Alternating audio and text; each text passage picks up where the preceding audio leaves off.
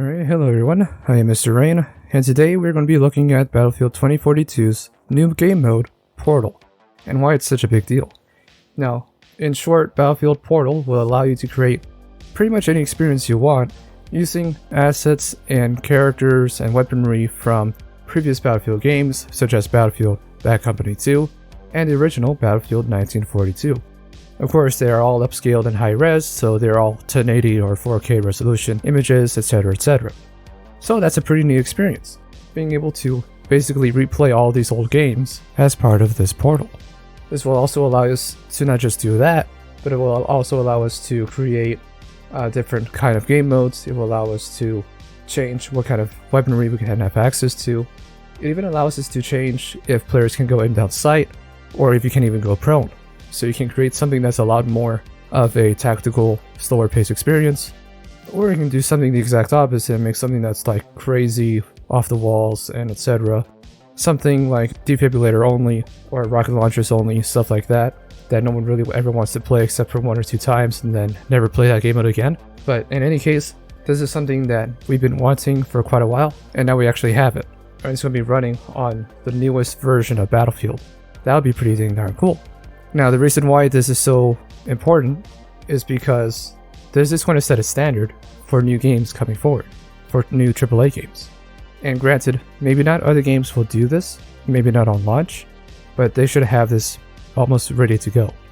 This is something I was also saying about Call of Duty back in my previous video about Cold War, where you don't need to make a new Battlefield game, we don't need to make a new Call of Duty game. Just make new expansions with new characters and a story behind it, and then just include it to what you have now.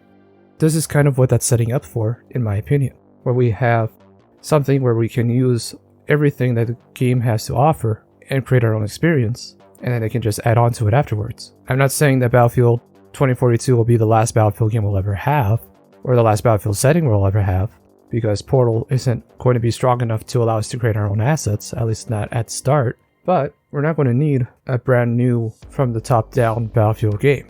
We can have just an expansion with newer characters or a different experience altogether without having it to be a completely different platform. And that's kind of what these games are coming up to. And I had a conversation before, not anywhere that you're going to see, but I was saying it's about 10 years away until we won't have something like this in every game. And well, it's starting. We have this with Halo Forge already, since forever. And Halo Forge has been made to basically make a bunch of jokey game modes, but they are still fun, and some of which to get thrown into the actual game and become an actual game mode. Whereas in this one, we're going to be able to make our own experiences in Battlefield Portal to have something that can be infantry centered. You can have experiences where they are vehicular centered, and then have something somewhere in between. We can have something that can be very tactical, very slow paced, and very realistic, and we can have something that is completely the opposite. For those who play Call of Duty only, or only play on consoles, what's the big deal? The big deal is that when you want to make something like this in Call of Duty, in a private match, that's what it is, a private match. No one else gets to play that game mode, other than anyone that you know, that you invite right there and then. In Battlefield Portal, we're going to have servers that are going to be set up that will allow you to have access to that game mode at any given time, so long as people are playing that game mode. And yes, this does divide the community every so often, but what that does is that it weeds out the lesser game modes that aren't as fun or that the community does not want to play, and it gives importance to the ones that the community actually cares about. Now, with this said, something that we never had in Battlefield for forever is a competitive environment. And the reason because of that is because of how open-ended the game is. It is a sandbox Battlefield game.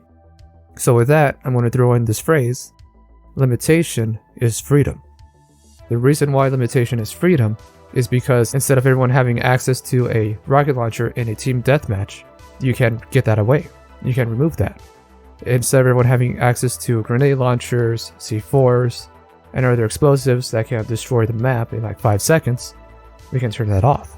Instead of having something that's infantry centered, we can have something that is completely vehicular centered and have its own semi-competitive game mode where it's only vehicle versus vehicles. And that would be pretty cool to see. I don't know how far off we're going to be from getting that, and those matches are going to be on a smaller scale overall because you can't have 100 players running around in vehicles. But it does allow for something that can be seen as a little more of a competitive experience. Being able to blacklist certain weapons, being able to remove a lot of the cheesy features that we have in Battlefield can make for a game to be a lot more grounded. One thing that does scare me a little bit is that they don't seem like we can blacklist certain attachments, just certain weapons. And this is important because certain weapon attachments will be a grenade launcher. Certain weapon attachments will be a FLIR optic or infrared optic that allows you to see enemies through foliage. And that's something that is very anti-competitive most of the time. There's very, very, very few games, if any, that have that kind of optic or whatever that is legal, first off, in the competitive environment, and secondly, even in the game to begin with. Now, I'm not saying Battlefield will be a competitive game, but I can say that with Portal, we can kind of create a competitive experience. It's not going to be perfect from launch, and we're not going to have everything we need to make it that competitive environment at launch, but we're going to be pretty darn close. With this said, this does depend specifically on the community. I know 80% of the community is not going to care. I've been there. I've been playing Battlefield since Battlefield 4. No one cared about having a fair and balanced competitive game back then. I doubt there's any more that are wanting that kind of experience now. There's still going to be 10, 15, 20% of players that want to have something that is more rooted, something that does feel a little more like a infantry-centered game, and now we can actually have that. Because we're limiting the kind of aspects that would damage and severely make competitive gaming impossible, we can now have something that kind of resembles a balanced game. However, there is still one more thing that can ruin this entirely, and that is gunplay and gun balance. If the weapons aren't balanced, there's no competitive game that can ever make out of this. And if their weapon recoil is randomized, hopefully they learned a lesson from that in Battlefield 5, then we can't really have a great competitive game mode then either. There are ways around it. For instance, having something that is more like a conquest mode, where it's like a 32-player or 64-player competitive match. But at that point, why even bother? It's kind of a weird setup. Not saying it's impossible or that won't be fun or enjoyable, it's just very strange to have a competitive mode have that many players. Usually, I would say 8v8 or maybe even a 10v10 you can get away with that. Anything higher than that is kind of weird, in my opinion. But we're going to have a lot of different options that we never had before, regardless. If they do allow us to blacklist certain attachments, if they do get the gunplay down right and the gun balance down right, this can be something that will bring Battlefield to a very competitive experience that we never had before. And I know that's kind of a broken sentence, but again, I am going off script. I'm not actually reading anything right now. You can probably tell. With that said, we can change the visibility of the HUD so we can have as many or as few elements as we want. We can change even whether or not weapons can hip fire or aim down sight. We can change whether you can go prone or you cannot. A lot of these things are going to add up to something that will be very unique and will allow players to experience the game in a way they never had before. Now the thing is that, as I said, in a Call of Duty game, you do this, it's only in a limited place. You can't get that experience anywhere else other than creating a private match with your friends. In this one, it's going to be server-based, and those servers are going to be running, and you're going to have players playing those modes all day long. And it's going to allow players to actually find a slice of the battlefield that they want to play. Because without limitation, it's just a sandbox game that you're either going to enjoy because of it, or you're not going to enjoy because of it.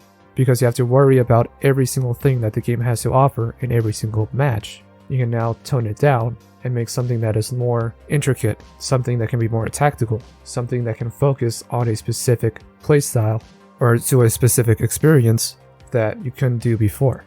Again, all this does hinge down though on gunplay. If the gunplay is bad, there is no competitive game.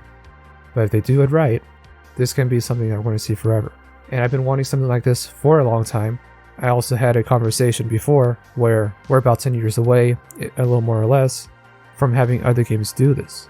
The only other game to have something with this kind of freedom is Halo Forge, in regards to the AAA sense. That's kind of sad. And now, not only that, but this will also force Call of Duty's hand to follow that direction as well, and create one game and then allow you to experience different battlefields or different zones or different time eras like they always do. This is something that I had mentioned in my Black Ops Cold War review, or final thoughts, where I basically said, let's not make any more Call of Duty games. There's no need for it.